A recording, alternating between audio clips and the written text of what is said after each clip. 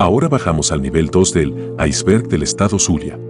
Quiero dar créditos especiales a la cuenta Cabimas Cheat Posting, quien ha sido el autor de la imagen original que inspiró la creación de esta serie. En este nivel encontrarán datos históricos muy interesantes, pero también hechos lamentables que estremecieron a muchos en el país, por lo que se recomienda discreción.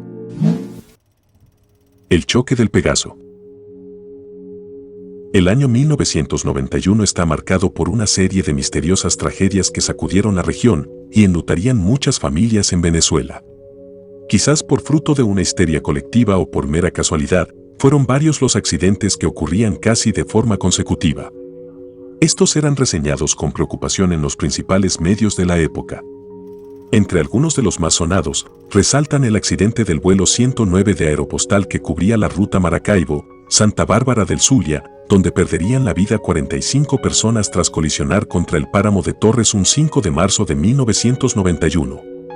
Justo a un mes de este accidente, el 5 de abril un autobús de la línea Expreso Maracaibo, modelo Pegaso 5036, número 17, partiría de la terminal de pasajeros de Maracaibo con destino a Caracas. Por contratiempos, el vehículo se retrasaría hora y media, por lo que salió a las 10:30 p.m. y no a las 9 como estaba programado. Tras 25 minutos de trayecto, el autobús circulaba a gran velocidad por el puente sobre el lago, cuando a tan solo 2 kilómetros de llegar al otro extremo, en la pila 66, una falla en la barra de dirección hizo colisionar el vehículo contra la isla del carril central y tras atravesarla quedaría suspendido por escasos segundos en el borde del puente. El viento y peso lo hicieron caer más de 15 metros hacia el lago. En este incidente se cuentan a 48 el número de víctimas fatales, entre niños, jóvenes y adultos. Sobrevivieron 12 personas. Testimonios de quienes presenciaron el hecho relatan que el apoyo no se hizo esperar ya que por suerte algunos conductores extendían mecates para subir a los supervivientes, al igual que pescadores de la zona tras escuchar la colisión fueron de inmediato al rescate de los tripulantes. Dentro del autobús, tras la colisión, fueron pocos los que lograron escapar luchando contra la presión del agua y el desorden de los equipajes. Estos con esfuerzo y aferrados a la vida lograron nadar hasta la base del puente donde fueron auxiliados, relatan que fueron minutos eternos de agonía y confusión. Entre los hechos curiosos que vale la pena mencionar, están que en el bus había programados 65 pasajeros, pero 6 de estos cambiaron a última hora por el retraso que llevaba. Otro es que una de las maletas llena de ropa sirvió como salvavidas para algunos de los supervivientes que lograron salir a flote. Oficialmente, se le atribuye a este hecho la suma de varios factores, la posibilidad del exceso de velocidad, el exceso de equipaje y la rotura de un eje mecánico. Esto originó que el conductor perdiera el control del autobús. Las labores de rescate se extendieron durante 2 días, en los cuales se rescataban los cuerpos de niños, jóvenes y adultos, lo cual era una imagen devastadora que destrozó a todos los testigos del suceso. El mismo gobernador en ese entonces, Oswaldo Álvarez Paz, se presentó al puente cuando supo la lamentable noticia que nuevamente en el Zulia enlutaba a numerosas familias. Tras este hecho, se declararon 3 días de duelo. Gracias a grupos de conductores en la red, se dice que, tras el rescate de los restos del autobús por grúas especiales, este fue trasladado a Talleres Mipreca en San Cristóbal, donde fue reconstruido en un modelo, coche bala, color azul oscuro y asignándole el número de control 33 al que llamaban el submarino. Solo pudieron salvar la parte del chasis, motor y caja. Se rumora que tras su posterior restauración, el autobús era el epicentro de eventos sobrenaturales. Quizás debido al estigma o alguna sugestión por parte del conductor, se relatan que se escuchaban gritos y que durante los viajes siempre ocurría alguna eventualidad. Lo cierto es que poco tiempo después de su transformación estuvo transitando la carretera Caracas, Lara, Zulia y terminó arrumado en el garaje de la empresa presuntamente en Barquisimeto. A día de hoy se cumplen 31 años del accidente y tras el paso de los años este evento ha marcado el alma de muchas familias. De los sobrevivientes destaca el reportero gráfico José López, quien aún se estremece al recordar los sucesos, no puede dejar de sorprenderse ante el milagro de su supervivencia y señala que Dios le mostró que debía seguir adelante desde ese día, luchando en la vida con pleno optimismo. Misterios en la Lara Zulia. Dentro del sistema interestatal de Venezuela, la Troncal 17, oficialmente llamada Autopista Centro Occidental Lara Zulia, es la más resaltante y misteriosa de esta región. Primero porque es una importante arteria vial de Venezuela, la misma une a las ciudades de Barquisimeto y Santa Rita, así como otras ciudades. La autopista tiene su inicio en el oeste de la ciudad de Barquisimeto y termina en el puente General Rafael Urdaneta, muy cerca de Maracaibo. También ha sido el foco de muchos accidentes automovilísticos que a lo largo de su historia se ha cobrado numerosas vidas. Quizás debido a estos hechos, la autopista ha inspirado muchos mitos, teorías y leyendas urbanas. Varias historias perturbadoras circulan en la red, sobre espantos y apariciones que perturban a los viajeros. En cuanto a los accidentes, cabe decir que ya son parte del acervo cultural de la región, con un profundo arraigo en muchos zulianos, a tal punto que Lara Zulia es sinónimo de peligro cuando se conversa del tema. Pero analizando con cabeza fría, se pueden atribuir otros factores que explican el porqué de los accidentes. En años pasados, cuando el volumen de tránsito era superior al de estos últimos años, la troncal contaba solo con un canal de doble vía, lo que hacía mucho más probable el riesgo de colisión. Pero además de esto, algunos organismos que investigan el comportamiento en carreteras han definido algunos fenómenos tras estudiar ciertos patrones que se cumplen en algunas vías. Por un lado se cuenta con el trayecto, una ruta larga. Cuando la vía es recta y monótona, el conductor es propenso a caer en un efecto somnífero, lo que crea un riesgo potencial. También se le suma el mal estado de la vía, la ausencia de alcabalas policiales y la falta de señalamiento o iluminación. Estos factores pueden influir en esas épocas donde los accidentes en Lara Zulia eran muy continuas. Por suerte, en los últimos años, se han remodelado varios tramos que han hecho mucho más cómodo el tránsito por esta troncal. Además, el volumen de tránsito en la vía ha disminuido, en parte por el éxodo que ha experimentado el país y en algunas épocas por problemas asociados a la falta de combustible. Todo esto por fortuna ha disminuido significativamente los accidentes fatales que se acostumbraban a ver en las noticias. El Balcón de Lola. El Balcón de Lola es una edificación considerada Patrimonio Cultural del Zulia. Está ubicada en la avenida principal, Pedro Lucas Urribarri del municipio Santa Rita. Su estructura data de finales del siglo XVIII y remodelada hacia 1930, destaca por ser de las estructuras coloniales que gracias a las restauraciones está mejor preservada a lo largo de la historia en la región. Dio albergue al Instituto Bolivarense, al Instituto Santa Rita Colegio de Niñas dirigido por hermanas religiosas, un concesionario de la Zulia Motor y la indiscutible personalidad de Doña Lola. También fue sede de diversos acontecimientos históricos del pueblo. Entre estos, se señala una famosa protesta contra la autoridad municipal a principios de siglo, además de encontrarse cerámicas precolombinas con más de 2000 años de antigüedad. Durante muchos años estuvo desocupada. Fue adquirida por María Dolores Urribarri, popularmente llamada Doña Lola, y su esposo Luis Felipe Ramos hacia 1929.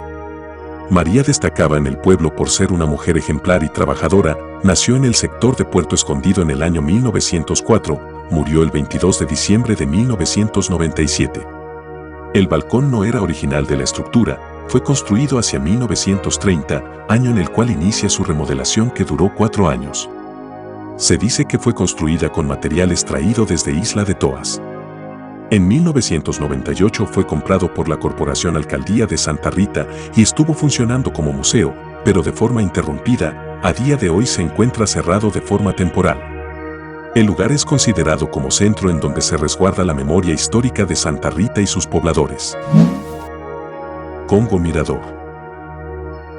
El Congo Mirador es una aldea acuática situada al suroeste del lago de Maracaibo. A día de hoy prácticamente se encuentra extinta.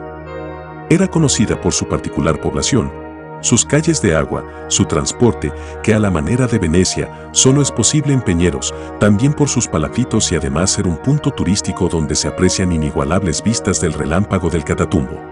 Originalmente se componía por 2 poblados pequeños, uno era Congo, que en sí era el poblado situado en el agua, y Mirador, un conjunto de 10 casas que se situaban en la línea de tierra firme, que tras sedimentarse, se mudaron hacia el Congo y pasó a llamarse Congo Mirador. Los primeros registros de Congo datan de 1885, donde se le informó al presidente del Consejo Municipal de Colón, enviándole un proyecto de ley sobre la creación de los caseríos, garcites y Congo y sobre su organización económica. Era principalmente un poblado de pescadores que poco a poco fue recibiendo familias procedentes de Maracaibo, la Cañada de Urdaneta y San Francisco. El Congo Mirador era conocido en sus mejores épocas por ser un hermoso pueblo que vivía y florecía gracias a la pesca y el turismo, contaba con iglesia, ambulatorio, cementerio, escuela y tiendas. Desde finales de los años 70, el Congo estaba habitado por unas 930 personas y durante finales del siglo XX y hasta la última década, el Congo era habitado en su mejor época por hasta 700 personas. La tragedia se fue dando progresivamente, el ecosistema y los pobladores de esta zona estaban adaptados a subsistir del agua, tanto los palafitos como la actividad pesquera dependían del nivel del agua que existió por muchos años. El ambientalista Eric Quiroga ya advertía desde 2010 la presencia de sedimentación procedente del río Catatumbo que se acumulaba desde más de 30 años atrás, que poco a poco se iba acumulando en esta zona y mermando el nivel del agua. Aunque se prometió ayuda por parte del gobierno, nunca se hizo nada. Esta situación se fue robusteciendo, en parte por la crisis económica y la falta de combustible, hizo insostenible la calidad de vida. En la última década, todos los pobladores emigraron a tierra firme en busca de mejores horizontes. En el año 2020, se estrena un reconocido documental llamado Érase una vez en Venezuela, donde se puede apreciar el agónico drama que sufrió el pueblo, víctima de un conjunto de crisis a nivel natural, político y económico.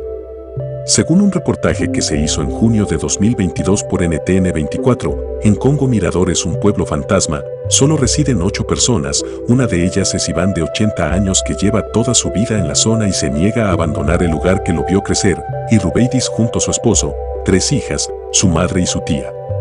Técnicamente aislados del mundo, ya que en la zona no cuentan con servicio eléctrico, agua servida ni señal telefónica, por lo que son ignorantes de las noticias y de la fecha en la que viven con exactitud. Bloqueo naval 1902 a 1903. El bloqueo naval fue un incidente diplomático ocurrido entre finales de 1902 y principios de 1903. Originó el bloqueo de costas venezolanas por las fuerzas de la Marina del Imperio Británico, Imperio Alemán y el Reino de Italia. El germen de este conflicto procede de una serie de factores económicos, sociales y políticos. Entre estos estaban la deuda acumulada por el gobierno venezolano desde finales del siglo XIX por la construcción del Gran Ferrocarril, las caídas del precio del café en el mercado internacional y una serie de revueltas internas que dejaron secuelas en los ciudadanos refugiados del extranjero. Si bien Venezuela estaba abrumada por los conflictos internos, Estados Unidos de América había aumentado significativamente su poder después de derrotar a España en 1898 y finalmente terminó con su imperio en el continente estadounidense del norte. Además, adquirieron Cuba y Puerto Rico, las 2 islas del gran valor económico y estratégico para el control del Mar Caribe. En Venezuela, tras la Batalla de la Victoria de 1902, los caudillos revolucionarios pierden el conflicto contra Cipriano Castro. Fue entonces cuando Reino Unido, Alemania, Italia y otras potencias extranjeras reclamaron la inmediata cancelación de los daños sufridos por sus súbditos en Venezuela durante los últimos años de guerra civil.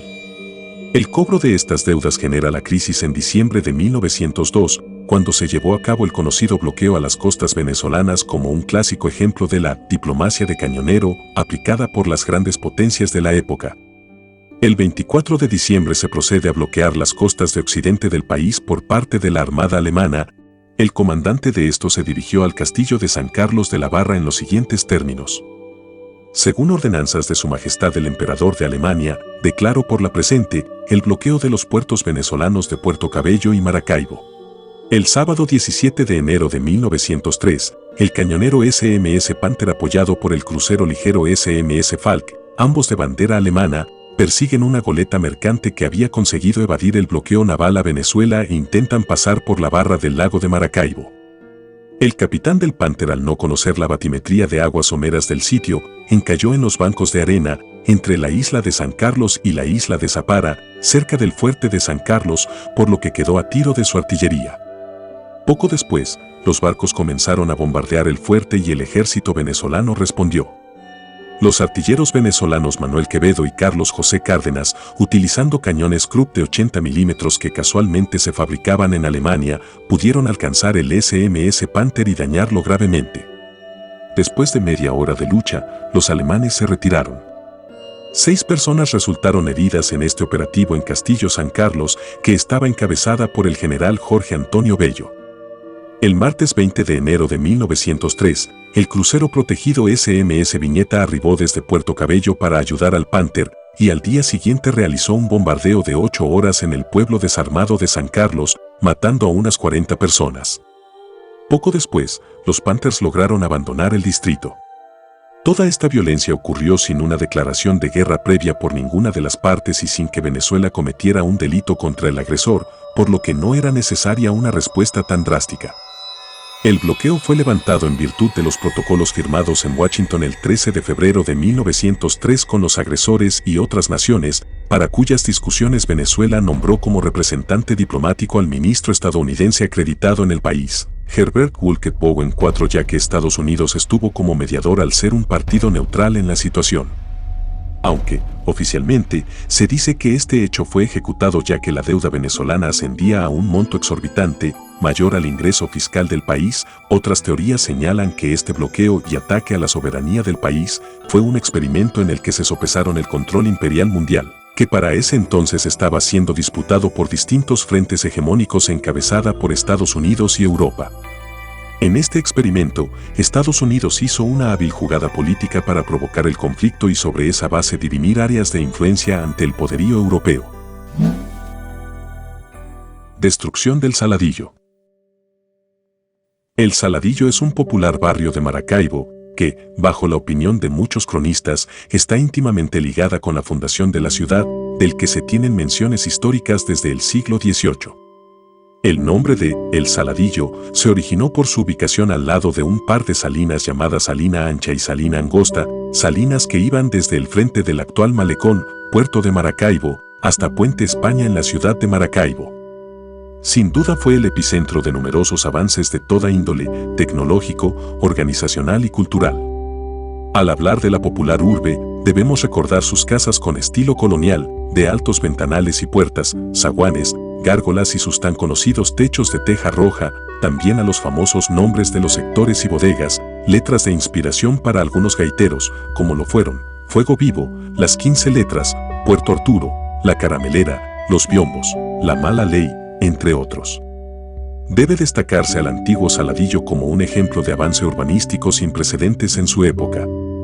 Tras construirse el Hospital Chiquinquirá, conocido por el pueblo maracaibero como El Hospitalito, representó un avance importante en la calidad de vida de sus pobladores, ya que en ese sector lo tenían todo, cosa que reducía la tasa de población que emigraba hacia otros sectores en busca de mejores condiciones.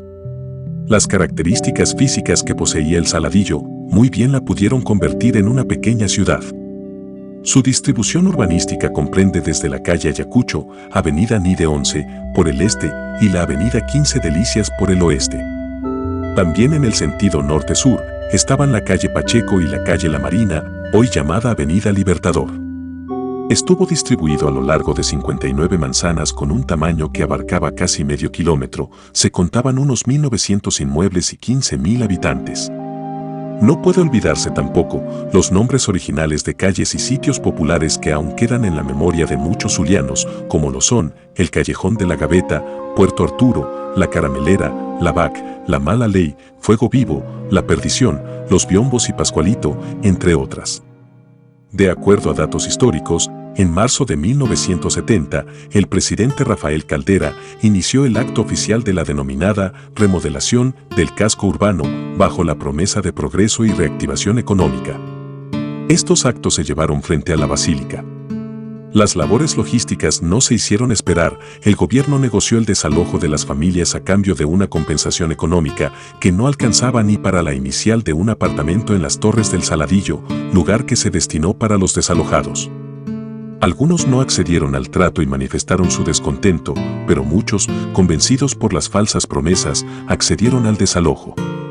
Este éxodo de familias terminó originando los sectores hoy conocidos como San Jacinto, Urbanización La Paz y Sabaneta, donde parte de estas familias se instalaron. En cuanto a las verdaderas intenciones que se tenían con esta demolición, muchas teorías circulan. Las que más suenan son de que el gobierno de turno tenía un trato con inversionistas privados para construir centros comerciales en la zona. También se rumora que andaban en búsqueda de yacimientos de petróleo. A pesar de que de manera oficial, el gobierno prometió reubicar en las adyacencias a las familias afectadas, y mantener su nivel de vida autóctona de la zona, todo terminó siendo una gran mentira.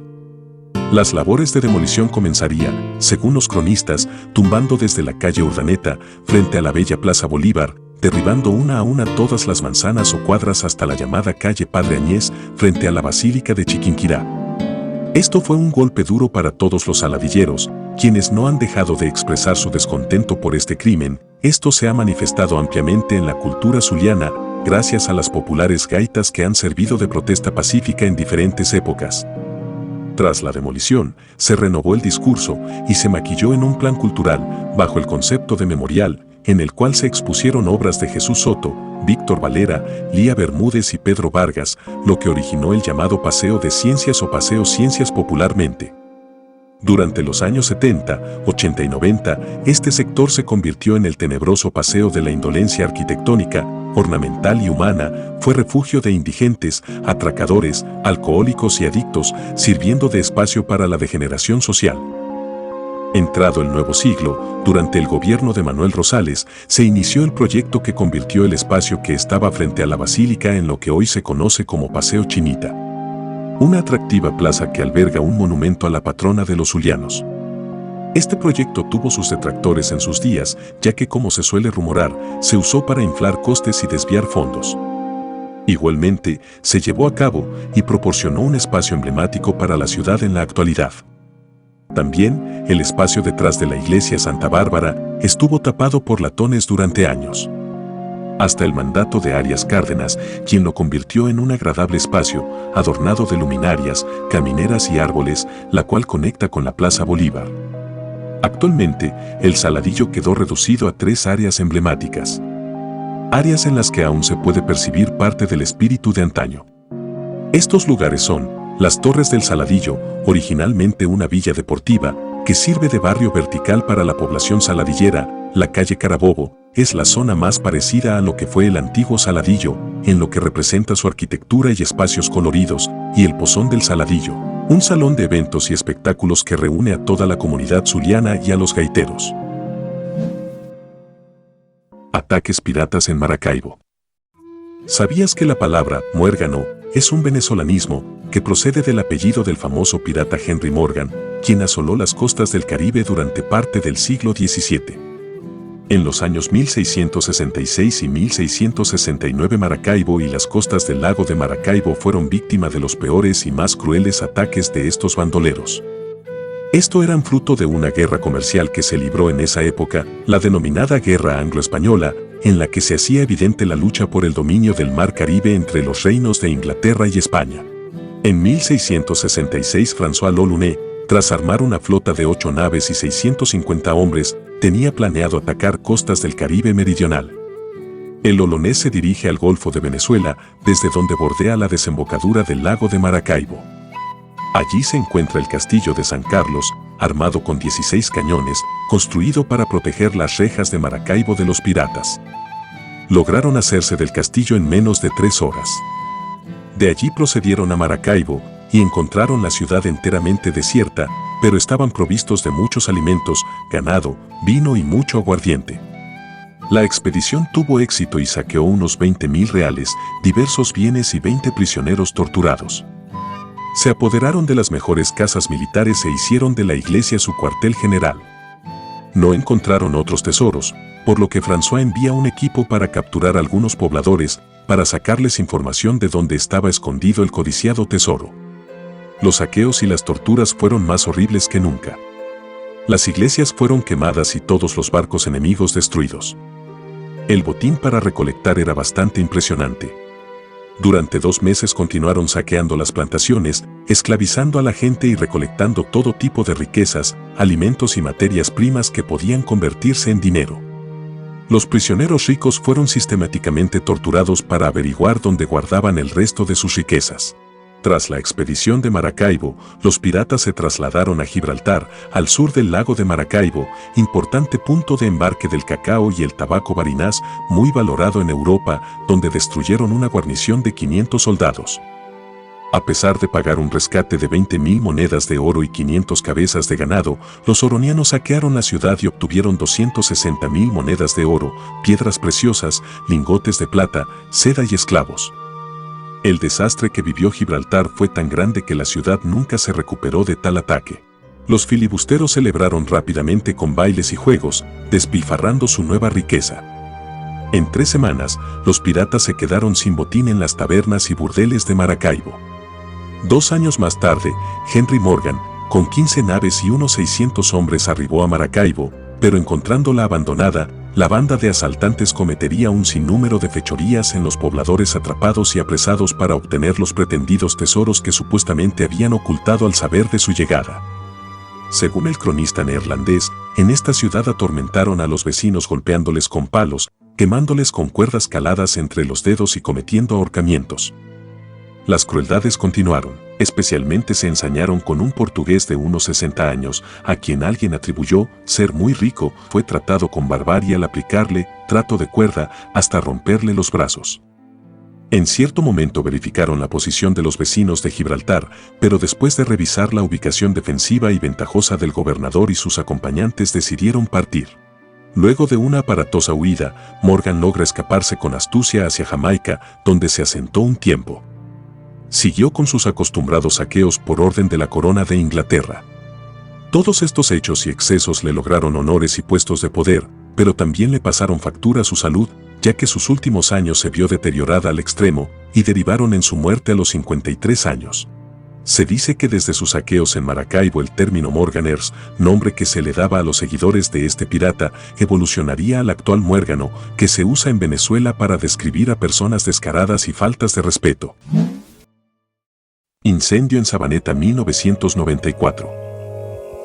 El incendio en la cárcel de Sabaneta fue un incendio ocurrido el 3 de enero de 1994 en una cárcel de Maracaibo, Venezuela, en el que murieron, según especulaciones, más de 200 personas.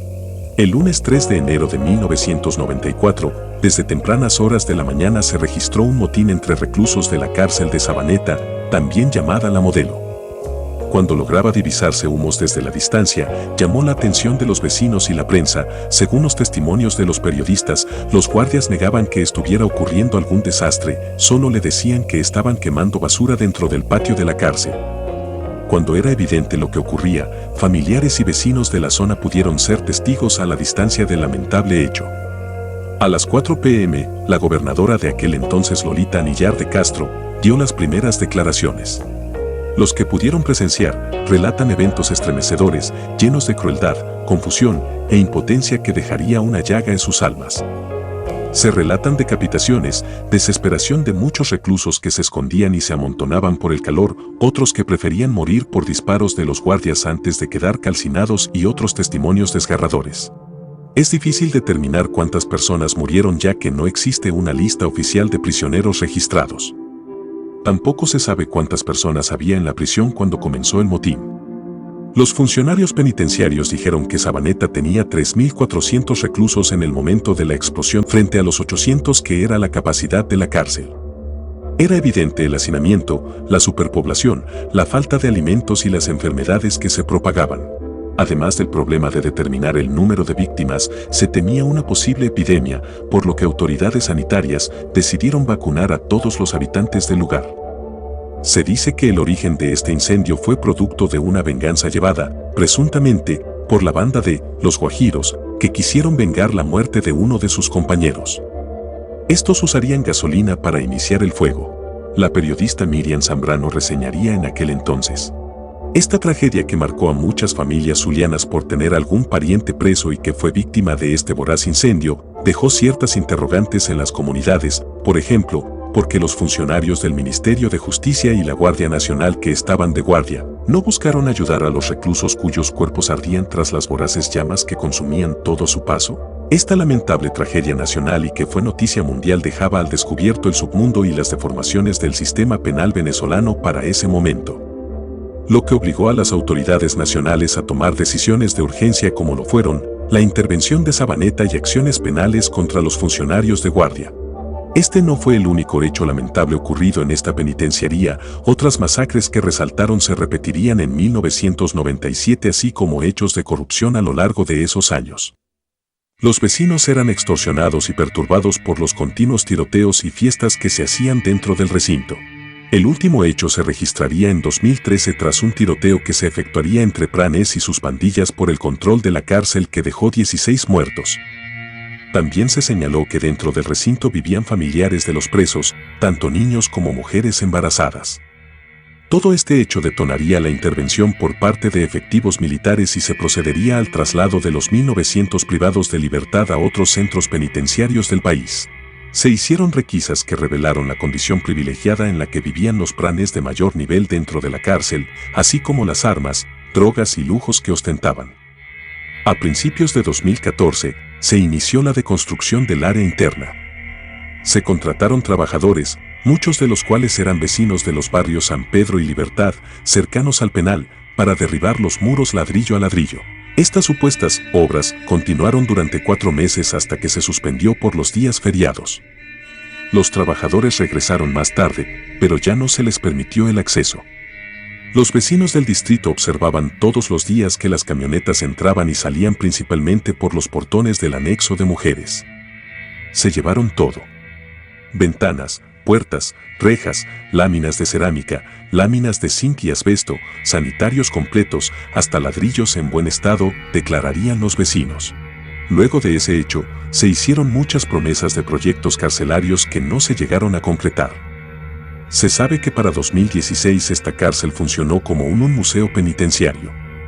Allí habrían exhibiciones de arte, manualidades y funcionaría una emisora de radio. En 2018 una sección de este centro se adaptaría para albergar a reclusos extranjeros. Sin embargo, actualmente poco se sabe sobre estos presos extranjeros y lo que sucedió al interior de Sabaneta, donde reina el silencio. Princesa Zulia.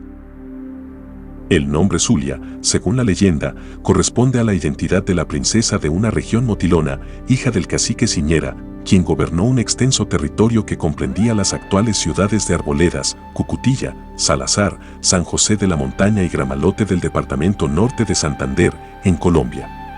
Estas tierras estarían habitadas por grupos indígenas caracterizados por los nombres de balagaes, rábicas, icotas, mogarontos, iscatoques y mutiscuas.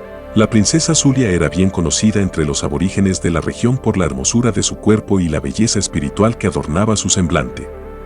No hay nada raro en esta belleza, ya que los europeos que llegaron con Alonso de Ojeda en 1499 y con Ambrosio Alfingue en 1529 confirmaron que las mujeres de la cuenca del lago eran las más hermosas que jamás habían visto.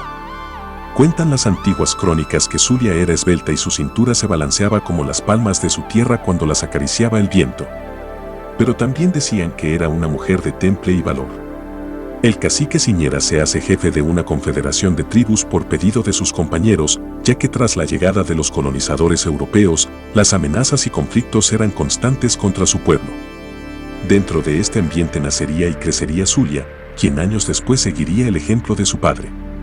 Para 1547, en un intento de valentía, el cacique de los Ciñera se arma de valor para atacar a los conquistadores, pero muere inútilmente y todo su ejército es capturado, dejando a los enemigos el camino libre para apoderarse de las tierras, sus riquezas y esclavizando a las mujeres. Tras la muerte de su padre, Zulia regresa a reunirse con las tribus indígenas, entre ellos los Juares y los Cúcuta en la actual Pamplona. En su momento, había más de 2000 hombres al mando de Zulia dispuestos a atacar. Uno de los jefes que atendió el llamado de la princesa fue Guaymaral, hijo del célebre cacique Mara. Zulia decide dividir el grupo en dos para atacar por norte y sur. El grupo del sur estaba al mando de Zulia y el del norte al mando de Guaymaral. El ataque tuvo un éxito grandioso, incluso después de esto Zulia y Guaymaral se unieron en amor y formarían un campamento que no duraría mucho. Tras disolverse el campamento, Zulia cita a las tribus aliadas en Pamplona. En su camino, Zulia se topa con los conquistadores Pedro de Ursúa y Ortún Velázquez con su ejército a caballo. Al ver las remotas probabilidades de ganar, la princesa decide pelear antes de ser esclava y muere valerosamente.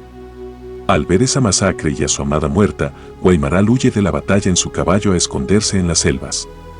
Agobiado y lleno de tristeza por la muerte de la princesa Zulia, bautiza ríos, pueblos y regiones con el nombre de su amada. Se dice, entre otras teorías, que este es el origen del nombre del río Zulia, que es el río de mayor afluencia hacia el Catatumbo, un río que fluye entre Venezuela y Colombia, y de donde proviene el topónimo del estado occidental venezolano. Incendio de Lagunillas de Agua. Lagunillas de Agua o Paraute en lengua aravaca, fue un pueblo palafítico, fundada en tiempos ancestrales por los indígenas aparas, quienes vivían de la pesca en el lago, la alfarería, con una técnica muy compleja y de notable estética, la actividad agrícola, la cría de animales y el comercio entre otros pueblos de agua y con las tribus de tierra firme como los caquetíos en la costa oriental, los bobures al sur del lago, los ounoutos y los bayú. Los indios añú de Paraute fueron protagonistas de la defensa del lago frente a la pretensión colonial castellana.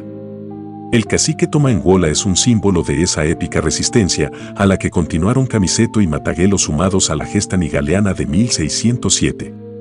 A principios del siglo XVI el cacique nígale de los indios aparas creó una confederación con Ceuta, Tomoporo, Moporo, Zapara, Paraute, Sinamaica e Isla de Toas para luchar contra los españoles saboteando el comercio en el lago de Maracaibo.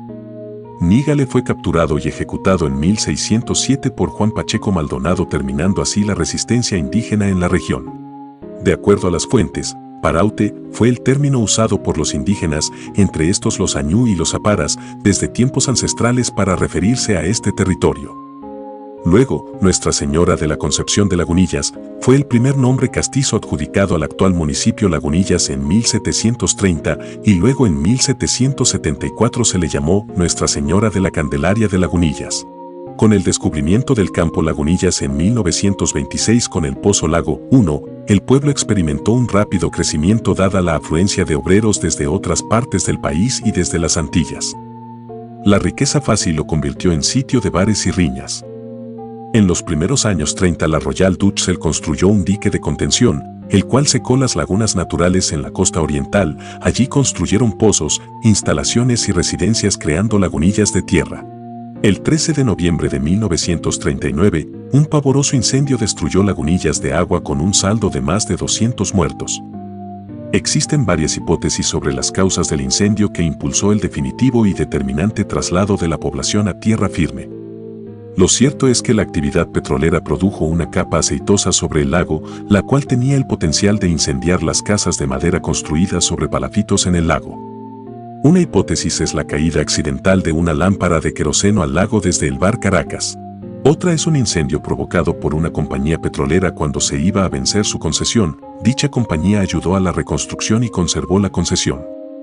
Después de todo, no hay pruebas de este hecho. Los diarios de la época enfatizaban el bien que se había producido con la destrucción del antro del vicio, sin contar en las pérdidas humanas, lo que sugiere intereses en la destrucción de Lagunillas de Agua y la construcción de lagunillas de tierra y Ciudad Ojeda. Un testimonio clave para descifrar los enigmas de lo ocurrido en Lagunillas de Agua lo dejó el activista social Jesús Faría, quien declararía: en noviembre de 1939 me encontraba en Lagunillas. Trabajaba para el PCB y para el sindicato, sin ninguna remuneración. El día 14 de noviembre, debería decir el 13 de 1939, estalló un oleoducto sublacustre, precisamente frente a Lagunillas. La capa de petróleo, vivo, empezó a cubrir las orillas del lago, donde estaban levantadas sobre maporas las casas de aquella pequeña Venecia tropical y aborigen. Como los peligros aumentaban, empezamos a reclamar ante las autoridades y ante la Gulf, empresa responsable del reventón. Sin embargo, nada se hizo para evitar el incendio que se veía como algo inevitable si no cerraban la válvula del oleoducto roto. A eso de las 8 de la noche estalló un violento incendio y cubrió miles de metros cuadrados de superficie sobre las aguas y debajo de las casas de madera levantadas sobre estacas. Este fuego, animado por una fuerte brisa que soplaba en aquel momento, atrapó a miles de hombres, mujeres, niños y ancianos. Algunas personas salvaron sus vidas partiendo lago adentro en cayucos. Otros cruzaron el fuego por la planchada, pero esta quedó cortada a los pocos minutos. Durante horas el fuego arrasó con todo, reduciendo a solo cenizas y recuerdos a los 300 palafitos y sobre todo dejando como resultado a más de 200 muertos. Los cadáveres fueron apilados al lado del muro de contención, que la Venezuela Oil Concessions comenzaba a construir y muchos de estos sepultados en fosas comunes. El gobierno del general Eleazar López Contreras trató de ocultar el incidente y la prensa llegó a desmentir sus propias primicias minimizando la tragedia, al punto que en pocos días ya parecía que nada hubiese pasado. El 19 de enero de 1937, el presidente Contreras decreta la fundación de Ciudad Ojeda como un núcleo para albergar en tierra firme a los habitantes de la población de Lagunillas de Agua. Más recientemente, el CLES, o Consejo Legislativo del Estado Zulia, menciona la aprobación en primera discusión de la reforma parcial a la Ley de División Político-Territorial del Estado Zulia iniciada en enero de 2019, para el cambio del nombre de Ciudad Ojeda a Ciudad Urdaneta y la parroquia Alonso de Ojeda se denominaría Parroquia Paraute del municipio Lagunillas. Este hecho ha generado varias disputas en la Cámara Municipal, llegando a fuertes discusiones y manoteos entre los presentes. Espero hayan disfrutado este nivel y que haya enriquecido su conocimiento sobre este singular estado venezolano. Si gustas dejar tu pulgar arriba y tu suscribida, me ayudarás a seguir creciendo. Y prepárense para bajar un poco más, los datos sobre el Zulia empiezan a volverse un tanto más oscuros. Nos vemos en el siguiente nivel.